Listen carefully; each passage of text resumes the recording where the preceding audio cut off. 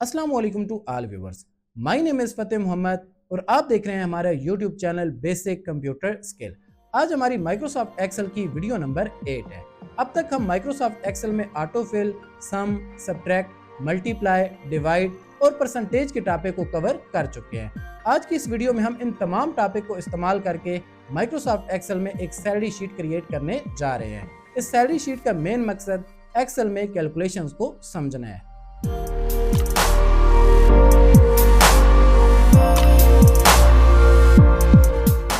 यहाँ पर मैंने डाटा कुछ एंटर कर दिया है। सबसे पहले हमारे पास है सीरियल नंबर। सीरियल नंबर हम किस तरह एंटर कर सकते हैं कि हम यहाँ पर 2 ये टाइप करेंगे, ड्रैग करेंगे बाकी अपने पास। यहाँ पर रैंडम हम डेजिनेशन में कुछ ना कुछ हम टाइप कर देंगे। बेसिक हमारे पास जो सैलरी है वो हम यहाँ पर टाइप करेंगे।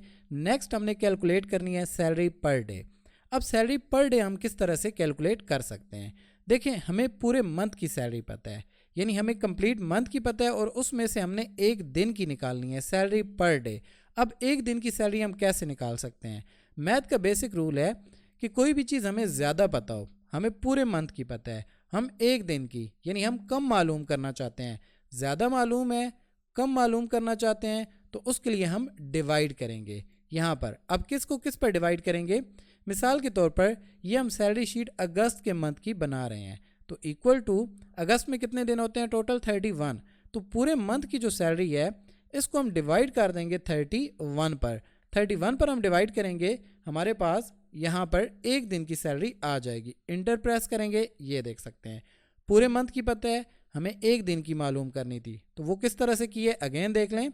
पूरे मंथ की सैलरी पता है, डिवाइड करेंगे 31 पर, 31 से हम डिवाइड करेंगे तो ये हमारे पास एक दिन की आ जाएगी। और मैंने क्या बताया है कि हमें पूरे मंथ की पता है और हम उसमें से एक दिन की मालूम करना चाहते हैं, यानी ज़्यादा पता है कम मालूम करना चाहते हैं, तो उसके लिए हम डिवाइड करेंगे। अब एक पर हमने किया है, ड्रैग करेंगे, बाकियों की यहाँ पर ये खुद ब खुद ऑटो कैलकुलेट करके दे देगा।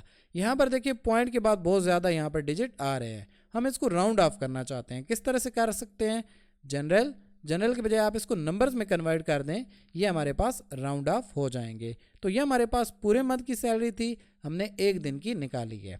नेक्स्ट वर्किंग डेज, जैसे कि मैंने बताया कि हम अगस्त के मंथ की बना रहे हैं, अगस्त में है 31।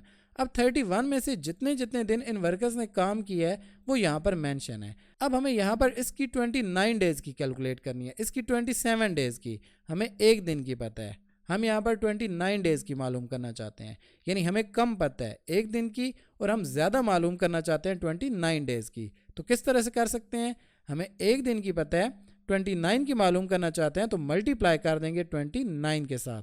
एक दिन की सैलरी, इसको मल्टीप्लाई करेंगे 29 के साथ, तो ये हमारे पास 29 डेज़ की आ जाएगी। अगेन देख लें, हमें कम पता है, हमें एक दिन की पता है, हमने यहाँ पर मालूम करनी है 27 डेज़ की, तो हम इसको मल्टीप्लाई कर देंगे 27 के साथ। इंटर प्रेस करेंगे, ये हमारे पास 27 डेज़ की आ जाएगी। अब एक की हमने मालूम की है, ड्रैग करेंगे, बाकियों की हमारे पास खुद ब खुद कैलकुलेट होकर आ जाएगी। अगेन यहाँ पर भी ड्रैग एंड ये हमारे पास आ जाएगी। स्टार्ट में हमें पूरे मंथ की पता थी, हमने एक दिन की मालूम करनी थी, तो हमने पूरे मंथ की सैलरी को 31 से डिवाइड किया है।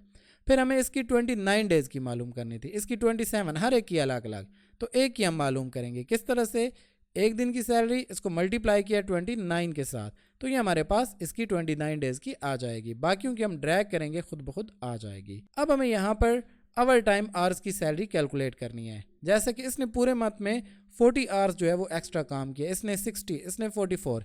अब हम इसकी 40 आवर्स की तब बता सकते हैं जब हमें सैलरी पर आवर, यानी हमें एक घंटे की सैलरी पता हो। अब एक घंटे की हम कैसे मालूम कर सकते हैं, देखिए हमें पूरे दिन की भी पता है, इसके अलावा हमें पूरे मंथ की भी पता है।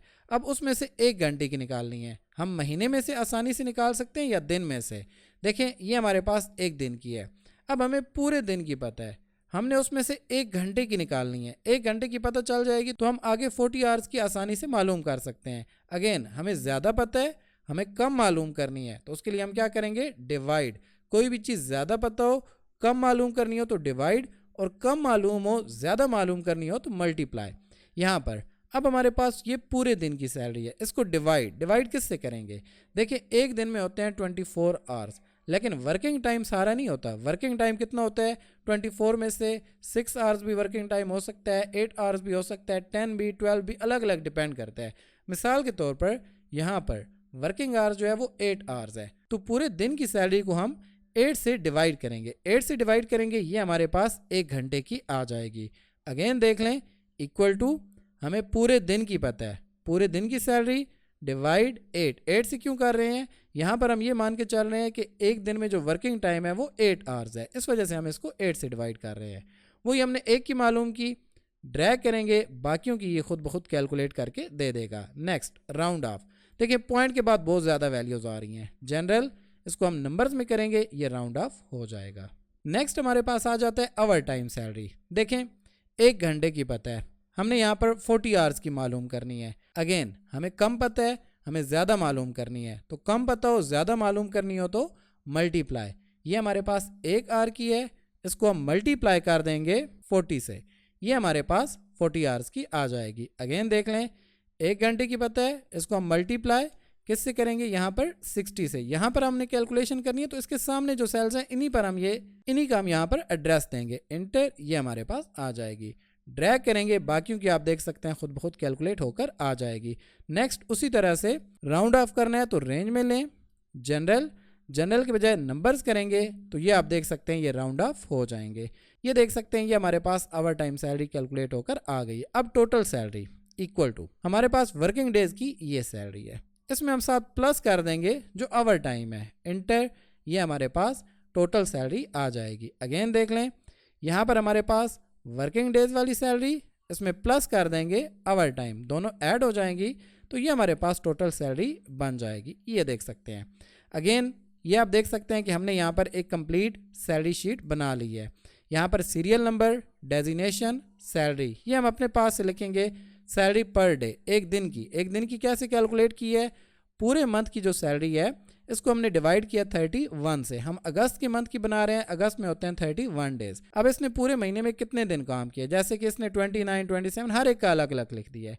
अब हमें एक दिन की पता है, 29 डेज की मालूम करनी है, दोनों को मल्टीप्लाई, हमें कम पता है, हमें ज़्यादा मालूम करनी है, दोनों मल्टीप्लाई, ये हमारे पास वर्किंग डेज की आ जाएगी। आवर टाइम आवर्स, हर किसी ने पूरे मंथ में जितने जितने आवर टाइम काम किए है वो हम यहाँ पर लिख लेंगे। यहाँ पर हमने लिखा है, अब हमें 1 घंटे की मालूम करनी है, तब हम 40 आवर्स की बता सकते हैं। तो किस तरह से? देखिए पूरे दिन की सैलरी पता है, पूरे दिन की जो सैलरी है उसको हम 8 से डिवाइड करेंगे। 8 से क्यों करेंगे? क्योंकि यहाँ पर हम ये मानकर चल रहे हैं कि वर्किंग टाइम जो एक दिन में है वो 8 आवर्स है, तो पूरे दिन की सैलरी को हम 8 से डिवाइड करेंगे। ये हमारे पास 1 की, बाकियों की ड्रैग करेंगे, खुद ब खुद आ जाएगी। यहाँ पर हमें 1 आवर की पता चल गई है, हमने 40 आवर्स की मालूम करनी है, दोनों को मल्टीप्लाई करेंगे, ये हमारे पास 40 आवर्स की आ जाएगी। 60 आवर्स की, दोनों को मल्टीप्लाई, ये हमारे पास आ जाएगी। ड्रैग करेंगे, बाकियों की खुद ब खुद कैलकुलेट होकर आ जाएगी। टोटल सैलरी किस तरह से हमने बतानी है? वर्किंग डेज और प्लस आवर टाइम, दोनों को हम ऐड कर देंगे, तो ये हमारे पास टोटल सैलरी आ जाएगी। उम्मीद करता हूँ आपको ये शीट समझ आ गई होगी। इसकी सेम की आप खुद एक बार प्रैक्टिस आपने करनी है। नेक्स्ट हम एक और सैलरी शीट भी बनाते हैं, यहाँ पर ये अब थोड़ी सी डिफरेंट है उससे। अगेन देखें, सीरियल नंबर उसी तरह से हम 2 लिखेंगे, ड्रैग बाकी खुद ब खुद, डेजिग्नेशन अलग अलग हम अपने पास से लिखेंगे, पूरे मंथ की सैलरी अपने पास से अलग अलग लिखेंगे। मेडिकल अलाउंस, अब यहाँ पर मेडिकल अलाउंस है 7%, इसके साथ परसेंट का साइन लगा देंगे तो ये उल्टा आसान हो जाएगा कैलकुलेट करना। 7% ड्रैग कर दे तो मैं बाकियों के साथ भी परसेंट का साइन आ जाएगा। अब ये हमारे पास सैलरी है, मेडिकल अलाउंस है 7%। ये 7% बनता कितना है? ये हमने परसेंटेज वाले में देखा था, कैलकुलेट किया था। डायरेक्ट भी हम इंक्रीमेंट मालूम कर सकते हैं, इंक्रीमेंट का भी बताया हुआ है, वो भी तरीका आप इधर यूज़ कर सकते हैं, और इस तरह भी आप कैलकुलेट करना चाहें कर सकते हैं। ये 7% कितना बनता है? देखें परसेंट का साइन है, दोनों को हम जस्ट आपस में मल्टीप्लाई कर देंगे, ये 7%। अगर इसके साथ परसेंट का साइन ना हो तो उस सूरत में दोनों मल्टीप्लाई डिवाइड बाय 100 होगा। अगेन देख लें, यहाँ पर परसेंट का साइन है तो दोनों को हम जस्ट मल्टीप्लाई, ये हमारे पास पूरे मंथ की सैलरी है, इसका 7% कितना बनता है? दोनों को मल्टीप्लाई करेंगे, ये इसका 7%, ड्रैग करेंगे, ये हर एक का यहाँ पर 7% आ जाएगा। जिसकी ज़्यादा सैलरी है मंथ की उसका 7% ज़्यादा है, जिसकी कम सैलरी है उसका कम। अब ये हमारे पास मेडिकल अलाउंस, ये परसेंटेज में था, ये वैल्यू में कितना बनता था। उसी तरह से कन्वेंस अलाउंस, ट्रांसपोर्ट का जो अलाउंस है, ये 5% है। ये 5% बनता कितना है? यहाँ पर परसेंट का साइन नहीं है, तो यहाँ पर बेसिक सैलरी इसको हम मल्टीप्लाई कर देंगे जो कन्वेंस अलाउंस है ये, और डिवाइड कर देंगे 100 के साथ। देखिए यहाँ पर परसेंट का साइन नहीं है, तो ये हम इसको किस तरह कैलकुलेट करेंगे, बेसिक जो हमारे पास सैलरी है इसके साथ 5 मल्टीप्लाई और डिवाइड बाय 100। और अगर इसके साथ परसेंट का साइन हो, मिसाल के तौर पर हम इसके साथ परसेंट का साइन अटैच कर देते हैं, शिफ्ट के साथ 5, ये ड्रैग करेंगे बाकियों के साथ खुद ब खुद। अब हर एक का 5% मालूम करना है, तो बेसिक सैलरी मल्टीप्लाई कर देंगे 5% के साथ, ये देख सकते हैं, ड्रैग करेंगे बाकियों का, आप देख सकते हैं 5% खुद ब खुद आ जाएगा। अब ग्रॉस सैलरी हमारे पास कितनी बनती है, basic salary plus medical allowance plus convince allowance inter, ये हमारे पास प्लस, ये टोटल हमारे पास ग्रॉस सैलरी यहाँ पर आ जाएगी। एक की मालूम की है, ड्रैग करेंगे बाकियों की खुद ब खुद। अब इनकम टैक्स, हर एक का इनकम टैक्स कितना बनता है ये हम मालूम करना चाहते हैं। अगेन इसके साथ परसेंट का साइन नहीं है, अगर परसेंट का साइन अटैच करना चाहते हैं तो डबल क्लिक एडिट कर सकते हैं और शिफ्ट के साथ 5, ये परसेंट का साइन अटैच हो जाएगा, ड्रैग करेंगे बाकी हमारे पास खुद ब खुद यहाँ पर आ जाएगा इसके साथ परसेंट का साइन। अब ग्रॉस सैलरी का हमने इसका 3% मालूम करना है, किस तरह से, इक्वल टू जो ग्रॉस सैलरी है इसको मल्टीप्लाई कर देंगे 3 के साथ, अगर परसेंट का साइन ना हो तो दोनों मल्टीप्लाई डिवाइड बाय 100, यहाँ पर जस्ट हमें मल्टीप्लाई, ड्रैग करना है बाकियों की खुद ब खुद। अब इनकम टैक्स जो है ये रकम सैलरी में से कट की जाती है, तो हमारे पास जो ग्रॉस सैलरी है उसमें से माइनस कर देंगे ये इनकम टैक्स। इनकम टैक्स क्या होता है, ये सैलरी में से रकम कट की जाती है, तो यहाँ पर जो ग्रॉस सैलरी है उसमें से इनकम टैक्स माइनस हो जाएगा, ड्रैग करेंगे बाकियों की खुद ब खुद आ जाएगी।